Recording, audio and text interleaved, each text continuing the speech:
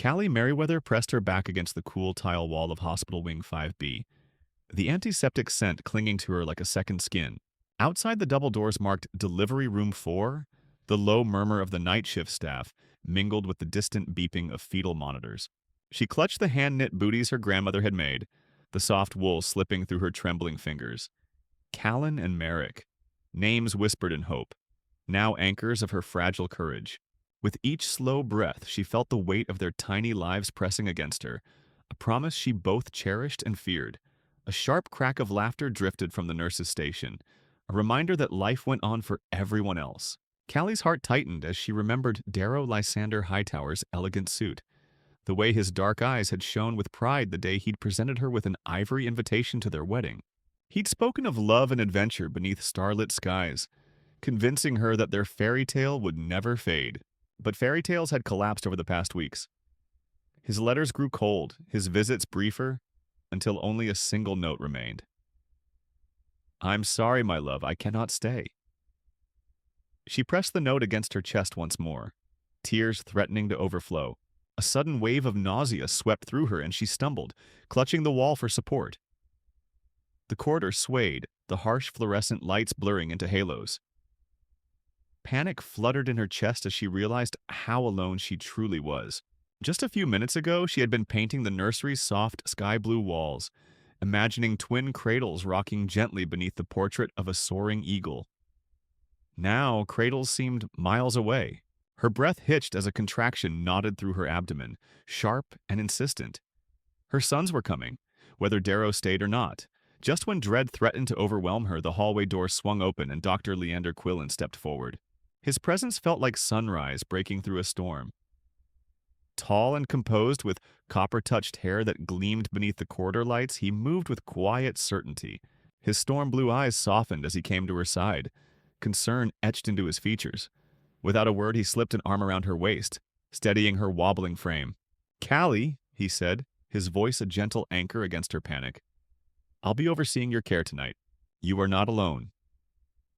In that instant, as the distant monitors hummed and the sterile tile chilled her skin, she realized that while her husband had abandoned her, this compassionate stranger was about to change the story of her life forever.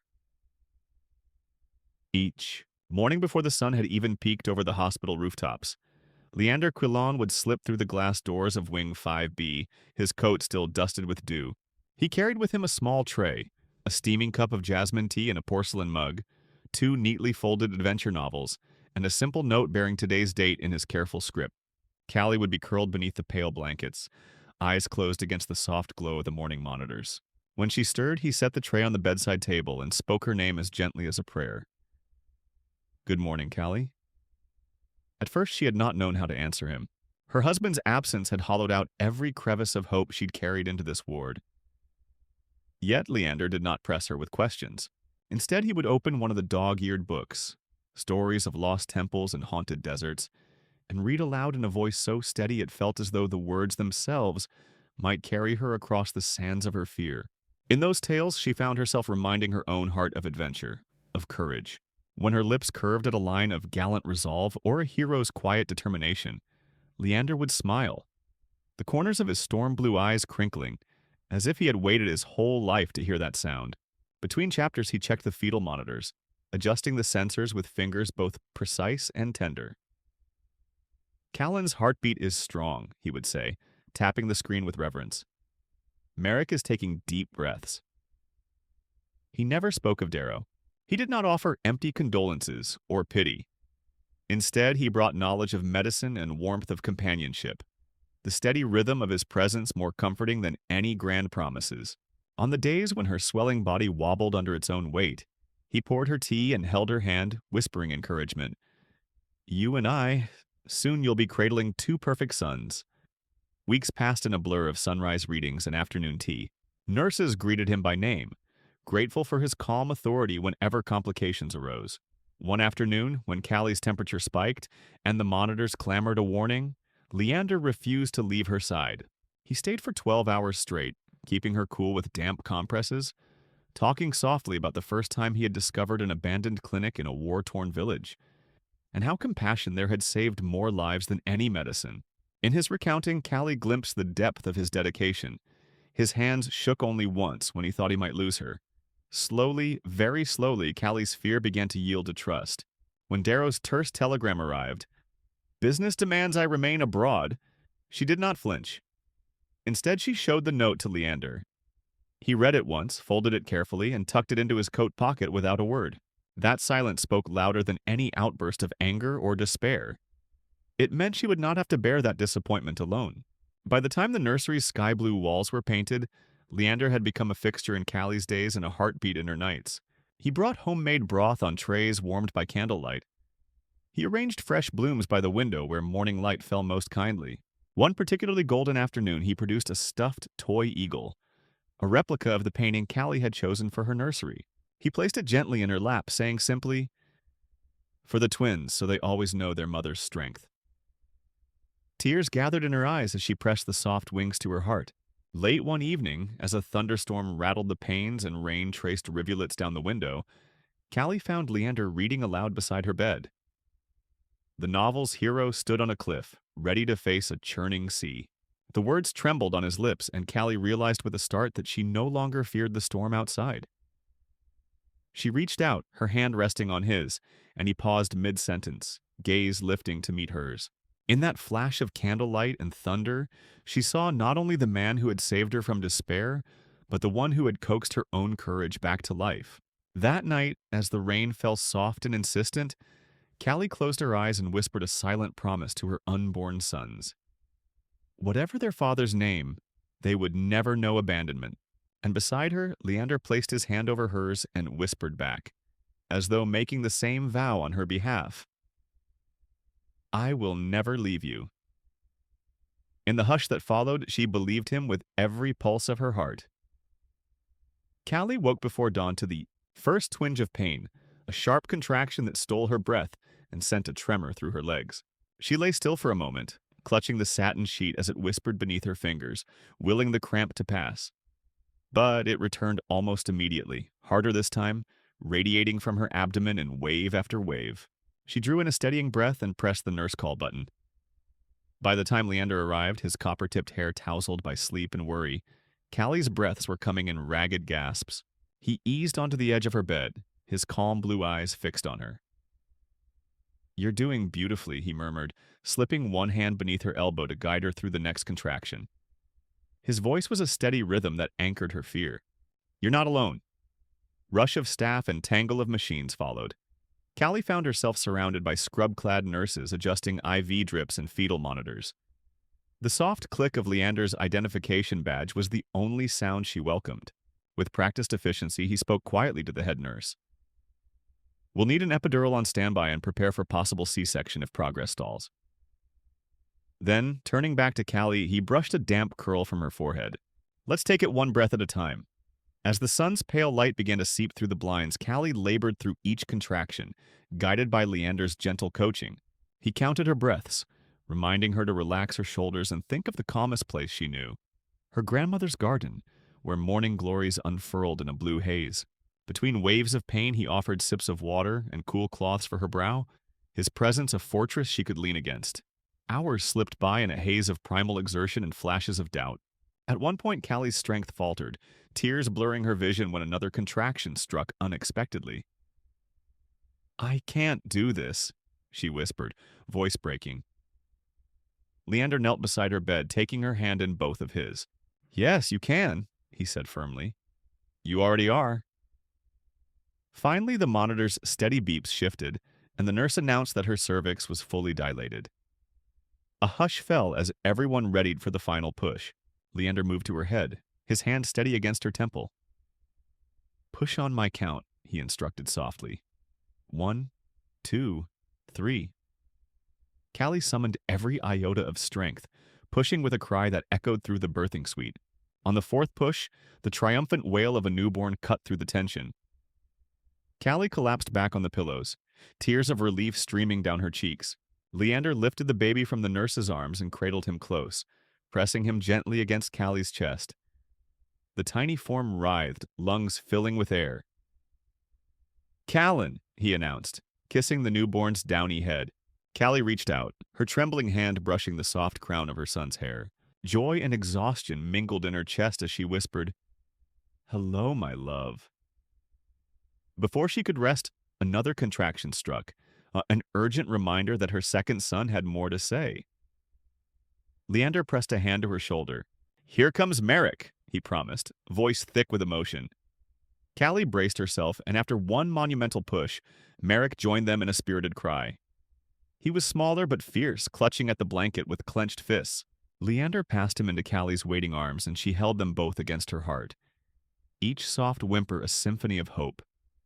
As the medical team cleaned and checked the twins, Leander stayed close, brushing a kiss against Callie's temple. "They're perfect," he said simply, voice trembling. Callie leaned into his shoulder, tears of awe and gratitude pooling in her eyes.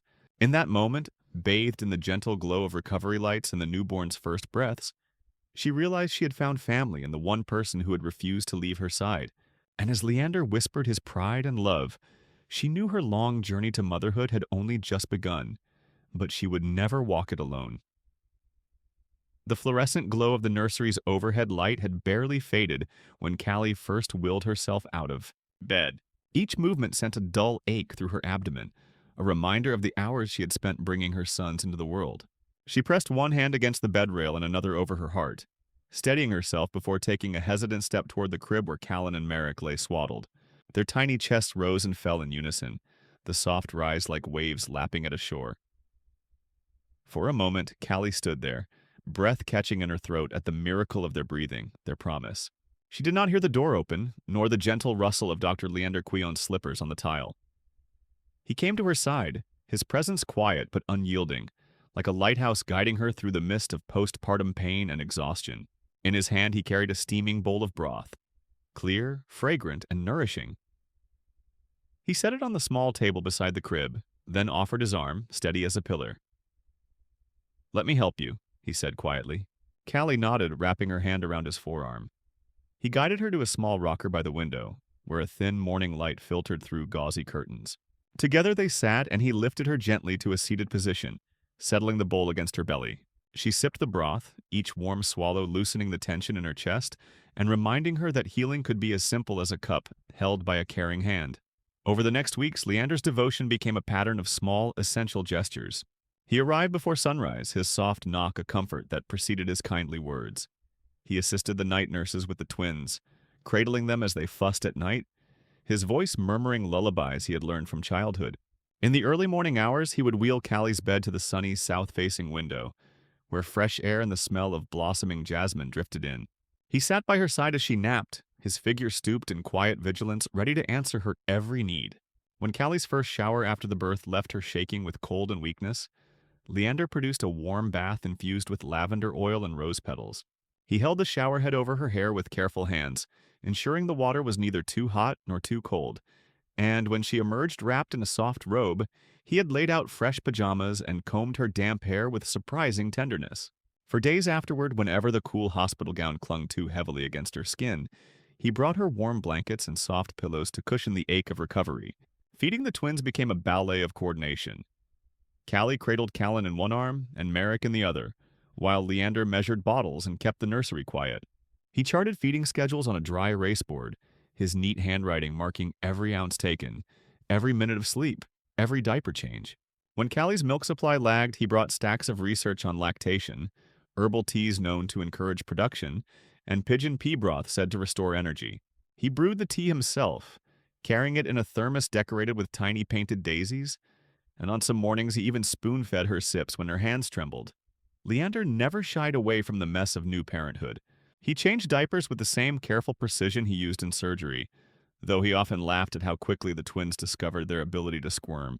He negotiated with the nursing staff for extra pillows to support Callie on her side, and once he spent an hour teaching her how to use the hospital's breast pump like a professional, his patience unwavering as she wrestled with the device. Outside the nursery, the world continued its rhythm of business calls and social obligations. But Leander built a cocoon around Callie and her boys, a sanctuary defined not by exclusion but by love's presence. He asked her about her dreams for their future, the first steps in her grandmother's rose garden, stories read aloud by the fire, paintings of family gatherings in sunlit rooms. He listened intently to every hope and fear, weaving them into quiet promises he never spoke aloud but carried in the steadiness of his gaze. One evening, as the sky deepened into burnished gold, Callie found Leander in the nursery's corner, his coat discarded, sleeves rolled to his elbows. He held Merrick in one arm and stroked Callan's hair with the other, cradling them like the most precious treasures. Callie paused at the threshold, watching him. His shoulders were relaxed, the lines of fatigue softened by love. At that moment, she realized that the man who had entered her life as a healer had become her partner in every sense. Equal in responsibility, equal in devotion. He looked up and caught her gaze, his storm blue eyes warm with recognition. He set the twins down gently in their crib and moved to her side, his hand reaching for hers. Callie slipped her fingers between his, feeling the reassuring pulse beneath his skin. "Thank you," she whispered, voice thick with gratitude and burgeoning love. "I don't know how I'd do this without you." Leander bent to press his forehead to hers. "You'd do it," he murmured. "But I'm here because I want to. Always." In the hush of that late afternoon, surrounded by the soft breathing of two newborn lives, they found a new rhythm, a shared heartbeat that would guide them through every challenge ahead. And in that tender clasp of hands, Callie understood that her life story had turned a page, and the chapter that followed would be written together. The first stirrings of labor arrived in the gray hush before dawn, as if the world itself waited, with bated breath. Callie's sheets twisted around her legs in sweat-slicked folds, her breaths coming sharp and ragged. A contraction nailed her midsection, stealing the air from her lungs, and she groaned into her pillow. Leander was at her side in an instant, his hand firm on her back, his voice a low, steady anchor. "You're doing beautifully," he whispered, guiding her through an eased exhale. Nurses bustled in and out, voices hushed but urgent. The overhead lights hummed above the birthing suite, sterile and bright, as if illuminating a stage set for the greatest miracle. Callie's gown was damp with sweat, her skin flushed in a rose-tinged fever. Leander pressed cool washcloths to her forehead and offered sips of water, murmuring reminders to breathe deeply and trust her body's rhythm. Each time she faltered, his steady presence became a lifeline. "Together," he'd say, "one breath at a time." The hours stretched and thickened. Time became the beat of machinery. The steady beeps of the fetal monitors, the hum of the IV pump, the whisper of anesthesia equipment on standby. Through each wave of pain, Callie found herself clinging less to fear and more to Leander's unwavering gaze. When she faltered in her resolve, his hand tightened around hers, his storm-gray eyes reflecting fierce determination. "Our boys need you," he reminded her. "They're almost here." Mid-morning brought the shift in tide. The monitor's display shifted, the pattern of chaos settling into the ordered rhythm of full dilation. The head nurse issued quick instructions, voices clipped with professional intensity. Callie's world narrowed to the white of the sheets, the firmness of Leander's grip, and the mantra he repeated, "Push on my count." She had never known such fear, nor such strength. Then came that moment of raw, unfiltered power. Leander coached her through 3 driving pushes, his voice rising and falling like a tide. Callie pressed with every ounce of her will, the world dissolving into pain and purpose. And then, sudden, triumphant, the first cry rang out, insistent and bold. Callie collapsed back onto the pillows, tears streaming, as Leander caught their eldest son gently, lifted him toward her with reverence, and announced, "Callan has arrived." The seconds that followed were a delicate hush. Callie reached out, her fingers trembling, as Leander laid the newborn atop her chest. Callan's tiny head nestled against her collarbone, his wails softening to a rhythmic sigh as he tasted his first warmth. Motherhood, she realized, meant every sacrifice and every hope converging in this miraculous heartbeat against her heart. Not 3 minutes later, another constriction seized Callie's abdomen. Leander's voice steadied her. 3 deep breaths, one final push.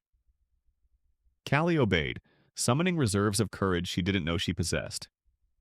When Merrick's cry pierced the room, sharper and more insistent, she felt an unexpected jolt of triumph. Leander lifted their second son and guided him into her waiting arms, murmuring, "And here is Merrick." For a long moment they sat united by breath and tears, Callie gazing down at Callan's soft features and Merrick's puckered expression. Leander brushed his fingers through her hair, eyes glistening. "You did it," he whispered, voice thick with awe. Callie pressed her lips to each tiny forehead in turn, marveling at the perfect design of their infants. As the medical team worked around them, cleaning, measuring, swaddling, Leander never left Callie's side. He adjusted her pillows, sprinkled cool water on her lips, and whispered words of pride and gratitude between glances at the twins. When Callie drew a shaky breath and took a sip of water, he raised the glass to her lips with gentle care. In that simple act, she felt the depth of his devotion. He would cradle her heart as tenderly as he held their newborn sons.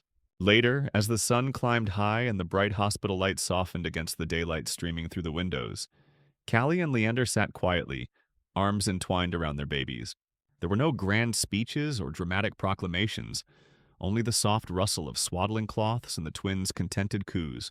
In that sunlit calm, they understood that this day, marked by pain, courage, and unyielding love, had reshaped their lives forever. Callie turned to Leander, her eyes shining, and whispered, "Thank you for being here." He kissed her hand, his own eyes brimming, and replied, "Thank you for trusting me." And in the hush of that shared moment, they embraced the beautiful chaos of their new family, ready to face every tomorrow together. The spring air had barely thawed the hospital's courtyard when Darrow Hightower's sleek black sedan rolled through the gates. Callie stood at the nursery window watching the car's mirrored windows reflect the early morning light. Her heart fluttered with a mix of dread and anger.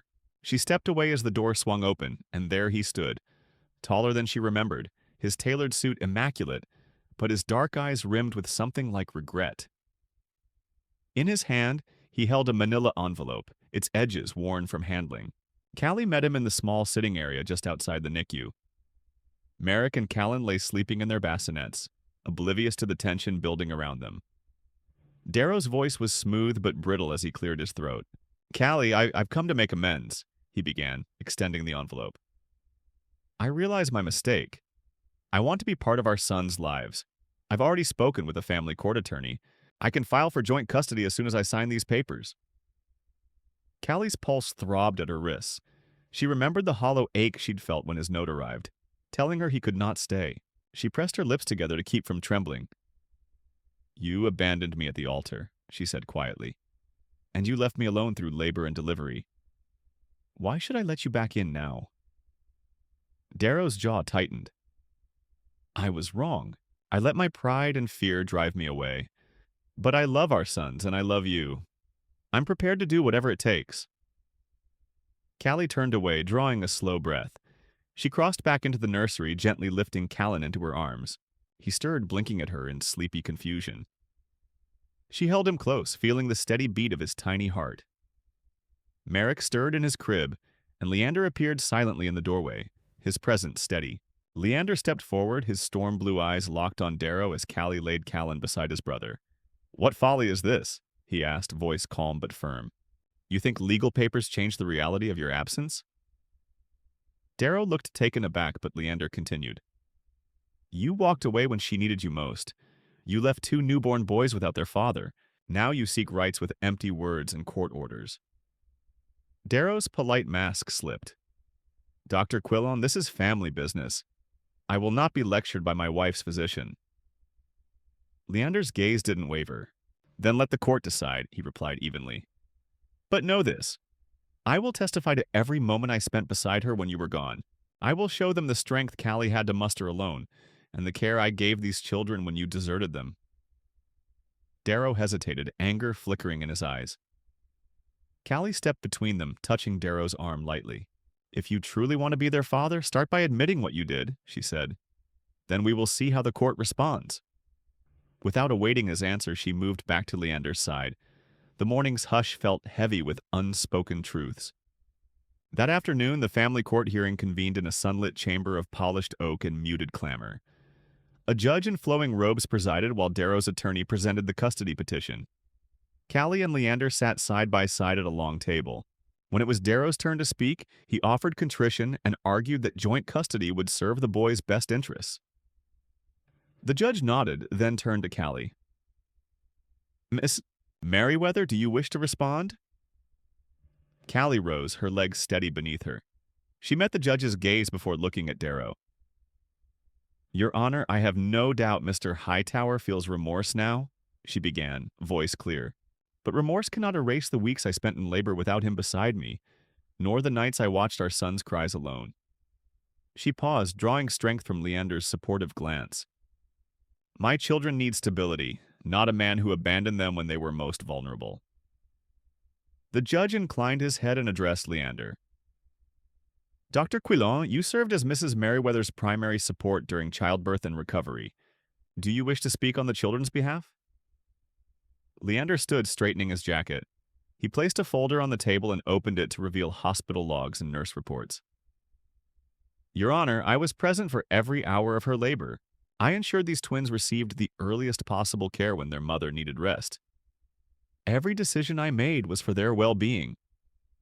He turned the pages to medical notes indicating Callie's fever and the precise moments he administered aid. I have no legal claim, but I will not stand by while a man who deserted his own family seeks rights over them. The courtroom was silent, save for the faint rustle of paper. The judge studied Leander's documentation, then returned his gaze to Darrow. Mr. Hightower, your petition is hereby denied. The court finds that it is not in the best interest of the children to grant custody to a parent who abandoned them at birth. Mrs. Merriweather, you shall retain sole legal and physical custody. A collective intake of breath echoed around the chamber. Darrow's face went pale, his lips parting as if to speak, then closing with a soft click. He sank into his chair, the fight drained from him. Callie released a breath she hadn't realized she'd been holding, leaning into Leander's steady form. Outside the courtroom, spring sunlight felt warmer than before. Callie stepped onto the marble steps, twins secure in her arms, and looked down at Leander. He sheltered her with a gentle arm as they descended together. Callan yawned, eyes half-lidded, while Merrick curled his small fist around Callie's finger. In that triumphant moment, Callie understood that while Darrow had walked away, she and her sons had found a true protector, and that protector had become the center of their new family. Late afternoon sunlight filtered through the wrought iron pergola in the hospital's walled garden, turning the dewy leaves of jasmine and honeysuckle to molten gold. Callie pushed the stroller down the flagstone path, guiding Callan and Merrick past beds of lavender where bees hummed a lazy dirge. The twins, bundled in soft blankets, gazed up at fluttering butterflies with wonder-filled eyes. She paused to point out a monarch settling on a blossom, and as the boys cooed in delight, Leander appeared beside her carrying a wicker basket trimmed with ribbon. He lowered himself onto the wrought iron bench across from her, setting the basket between them. As Callie joined him, he lifted out 2 linen napkins embroidered with tiny eagles, symbols of strength she had chosen for her nursery, and atop each lay a flaky cheese turnover and a steaming cup of chamomile tea. Callie's heart warmed at the thoughtful spread. I thought you might like a civilized snack, he said, offering her a turnover with gentle grace. It's good to step outside the nursery once in a while. They ate in comfortable silence, watching the twins' tiny fingers clutch at grass blades. The boys' laughter echoed around the garden, and Callie realized how much these walls had witnessed. Her fear, her pain, her darkest nights. But now the air felt different. Lighter, suffused with hope. Leander brushed crumbs from her gown and met her gaze, storm-blue eyes soft with something deeper than friendship or professional concern. Callie, he began, voice low enough that only she could hear above the garden's gentle hum. I've been meaning to tell you something important. He paused as though gathering courage. Callie set her cup on the bench and turned fully toward him, the afternoon sun haloing her hair. You have changed my life, not just by allowing me to help you and the boys, but by teaching me what it means to truly love. Her breath caught. For months he had been her anchor, through labor's agony, the sleepless nights, the heartbreak of Darrow's return. But she had never heard him speak of love itself. Her heart thundered as she realized the depth of his feeling. Leander, she whispered, reaching to lay her hand over his. His thumb traced the back of her hand with tender precision. I once thought I could protect you with medicine and steadfast care, he continued, gaze earnest. But I've come to see that care without love is hollow. I love you, Callie, more than words can say. I love the way you smile at our sons, the way your eyes fill when you tell them stories, the fierce grace you carry even on your weakest days. His voice wavered only once, raw with vulnerability.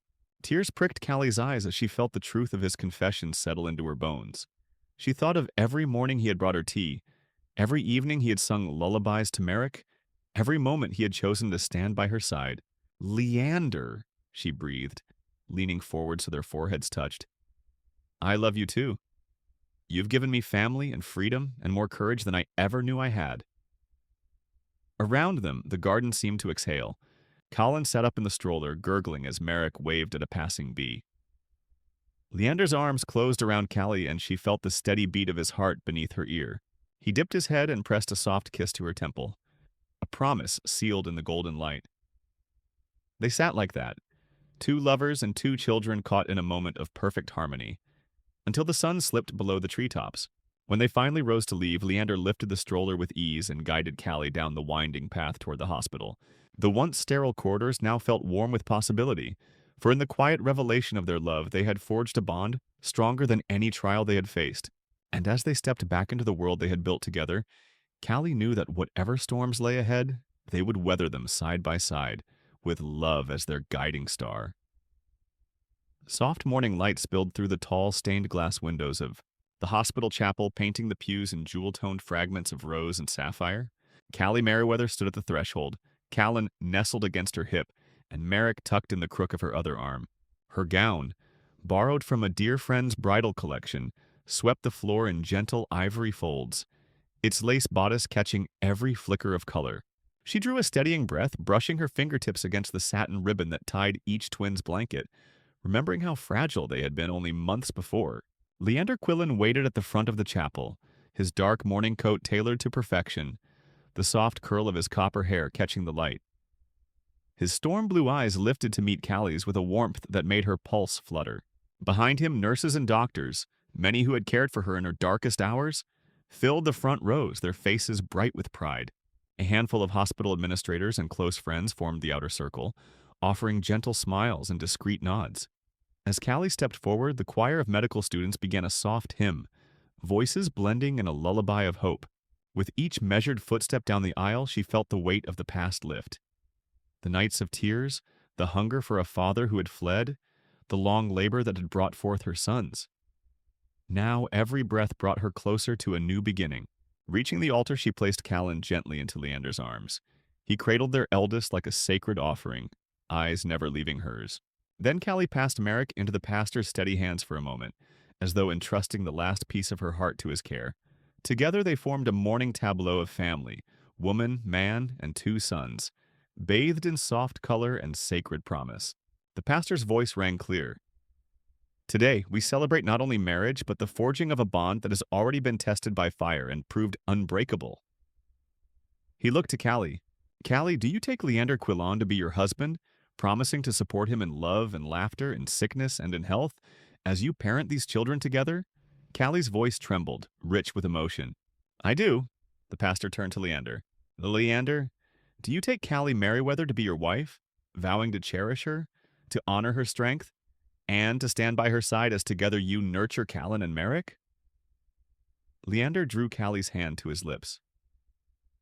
I do, he whispered, and I promise to love and protect you both every day of my life. Callie felt tears sting her eyes as she slipped the simple gold band onto Leander's finger. He followed with two matching bands, placing one on each of her young son's fingers.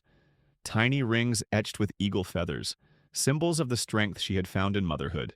A hush fell as the pastor pronounced them married. Leander lifted Callie into his arms, her laughter mingling with the twins' coos, creating a melody more precious than any hymn. Outside the chapel, cherry blossoms floated across the courtyard like gentle benedictions.